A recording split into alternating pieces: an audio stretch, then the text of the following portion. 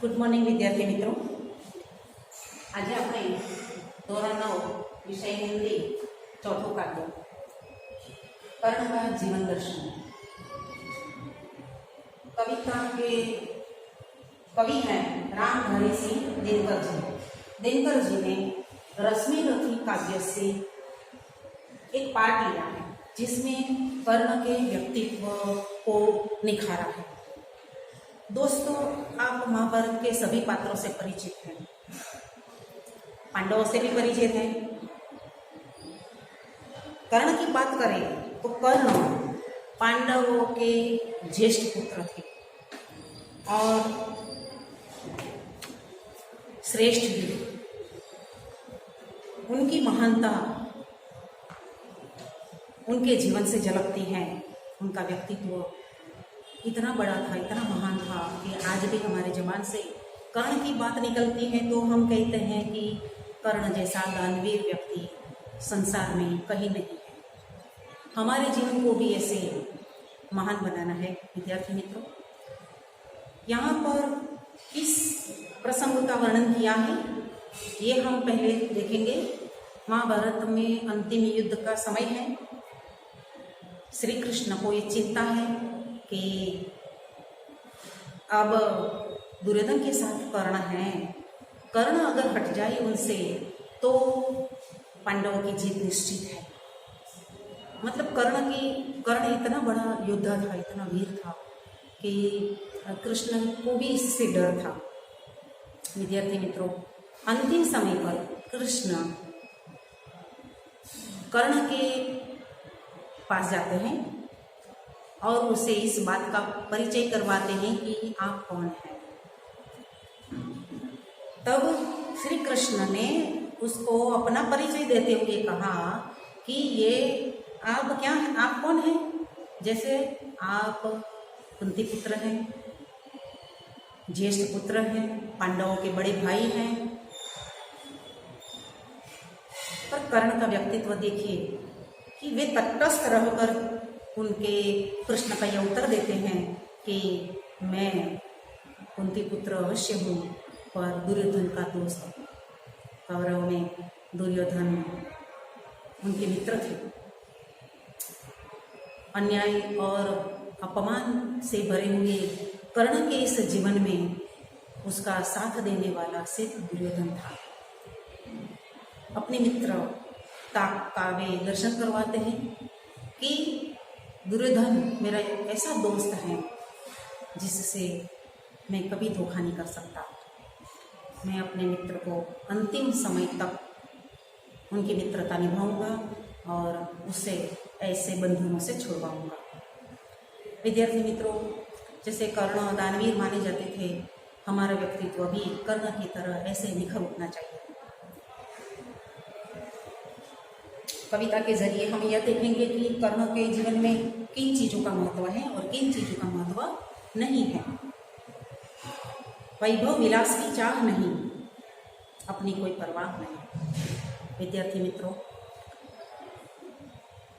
कर्ण कहते हैं कृष्ण से, हे कृष्ण, मुझे वैभव विलास नहीं चाहिए, मुझे मेरी कोई चिंता नहीं है, बस यही चाहता हूँ केवल दान देव की सरिता निर्मल, करतल से जरती रही सदा, निर्धन को भरती रही सदा. मेरा जीवन हमेशा दान की प्रवृत्ति करता रहे, मेरे हाथों से हमेशा दान की सरिता बहती रहे और ऐसे लोगों तक ये सरिता जाए जहाँ जहाँ लोग निर्धन हैं, गरीब हैं. तुच्छ है राज्य क्या केशव, केशव यानी कृष्ण, कृष्ण क्या राज्य तुच्छ नहीं है. पाता क्या नर कर प्राप्त विभव, प्रश्न करते हैं कृष्ण से कर्ण कि नर वैभव पाकर क्या कर पाता है, क्या पाता है, क्या प्राप्त करता है. उनका भी उनके पास ही उनका जवाब है. वे कहते हैं चिंता प्रभुत्व, चिंता पाता है. धन संपत्ति वैभव विलास पाकर मनुष्य क्या पाता है, चिंता पाता है, थोड़ी खुशी पाता है, थोड़ी रोशनी आ जाती उसके जीवन में और कुछ क्षणों का ये सुख होता है, पर कभी भी यही गंवाना है। ये भी अगर हमने प्राप्त किया है धन वैभव, तो उसे भी हमें छोड़ना ही पड़ेगा। मृत्यु के बाद ये सब चीजें साथ में नहीं आती। कुछ नहीं ले जाना है, साथ में कुछ नहीं ले जाना है।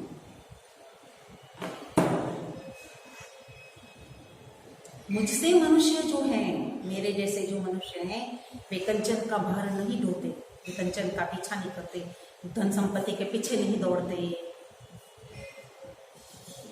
पाते हैं धन बिखराने को, लाते हैं रतन लुटाने को।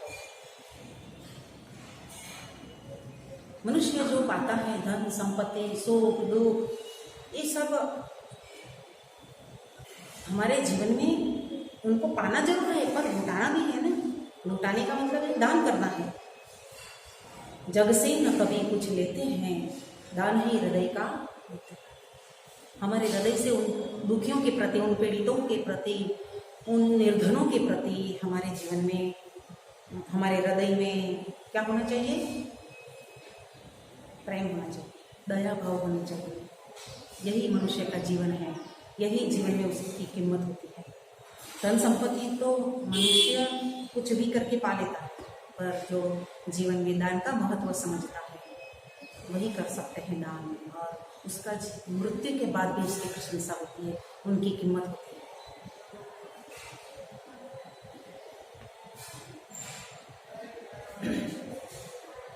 मनुष्य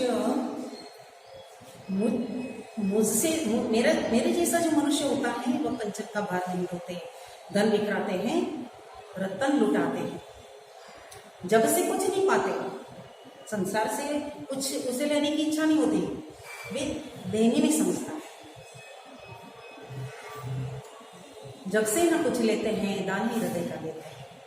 प्रसादों के कनखाब, प्रसाद मतलब महल, कनखाब यानी सोना, सोने जैसा शिखर। बड़े लोग जो होते हैं, राजा होते हैं, पैसे वाले होते हैं, धनवान होते हैं, उनके मकान कैसे होते हैं? महल जैसे। उसका ऊपरी आवरण कैसा होता है? सोने का, कंचन का। पर ये महल किसी काम के नहीं होते। इसी शिखर पर कबूतर ही रहते हैं। ये कबूतरों का घर होता है। महलों में गरुड़ नहीं रहते, महलों में गरुड़ नहीं रहते। कंचन पर कभी नहीं सोते। उनकी सोने की जो जगह है वे कंचन जैसी नहीं है। हमको जहाँ पर भी सोना पड़ता है सो लेते हैं, और हम सुख प्राप्त कर लेते हैं तो हमारी सोने की जगह भी करुणा वाली होती है ना। हमें ऐसा सुख चाहिए, पर कर्ण के जीवन में सुख का महत्व नहीं है। गरुड़ महलों में नहीं रहते। गरुड़ कहाँ रहते हैं?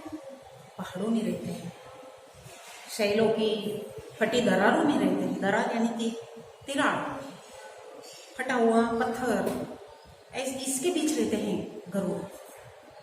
होकर समृद्ध सुखी, सुख के अधीन मनुष्य क्या करता है? सुख समृद्धि के अधीन हो जाता है। इसीलिए अपने जीवन में दान का कोई महत्व नहीं रहता। मानव सुख समृद्धि के पीछे इतना भागता है कि वे हर रोज क्षीण होता जाता है। उनका जीवन पतन की तरफ चला जाता है। सत्ता, किरीट, मणिमयी आसन करते हुए मनुष्य का तेज चला जाता है। मनुष्य सत्ता के पीछे भागता है, उनको ताज अपने सिर पर चाहिए, उनको रत्न जड़ित आसन पर बैठना है। मतलब इतनी बड़ी बड़ी उनकी आकांक्षाएं होती हैं। उसको पाने के लिए मनुष्य जीवन भर मथता है, प्रयत्न करता है। और ये चीजें कर्ण का कहना है कि हमें पतन की ओर ले जाती है। नर वैभव हेतु ललचाता, वैभव पाने के लिए मनुष्य में लालच पैदा होता है, पर वही मनुष्य को खा जाता है। यही लालच उनको नष्ट कर देता है। विद्यार्थी मित्रों, हमें भी अपने जीवन की कुछ बातें समझ में आ रही है कि हमारा जीवन कैसा होना चाहिए। दुखियों के प्रति दया भाव होना चाहिए। पीड़ितों की पीड़ा दूर करने के लिए हमें प्रयत्न करना चाहिए। जीवन में जो सुख मिला है उसे बांटना चाहिए। जो धन मिला है थोड़ा सा गरीबों तक पहुंचाना चाहिए।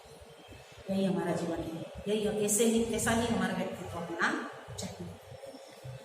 चांदनी पुष्प छाया में पल नर गले बने सुमधुर कोमल। मनुष्य चांदनी की रात में पुष्प छाया के नीचे सुमधुर गले से कोमल गीत गाता है, पर अमृत कलेश का पिए बिना आतप अंधड़ में जिए बिना। मनुष्य के जीवन में अगर विपत्तियां नहीं हैं, उनका सामना करना नहीं है, परिस्थितियां इतनी विकल आ जाती हैं, आंधी तूफान जैसी परिस्थितियों का सामना करना होता है, उसी का जीवन होता है और उसी को ही पुरुष कहते हैं। जो विघ्नों से हिलता नहीं है, विघ्नों का डटकर सामना करता है। उड़ते झंझावातों में, पीते जोरवारी प्रपातों में। जब गरुड़ क्या करता है, आकाश में उड़ते समय जो उसके सामने आंधी तूफान आते हैं तो भी उसका मुकाबला करता है। बहते हुए पानी से पानी पीता है। जो बड़ा जल है, जल का जत्था है, जल राशि, मतलब पूर जैसी परिस्थिति होती है तब भी पानी पी सकता है। सारा आकाश उनका है, पर वे भोजन किसका करता है? विष धरो, जिसने विष धारण किया है ऐसे सर्पों। मतलब ये गुरु का व्यक्तित्व है। आंधी तूफान का सामना करना, बहते हुए पानी को पीना और विषय के सांपों का भोजन करना। वे ऐसे लोग ही जीवन के बंधनों को काट सकता है, उनका सामना कर सकता है, उन परिस्थितियों को दूर कर सकता है जो परिस्थिति विकल होती है, विघ्नों से भरी होती है।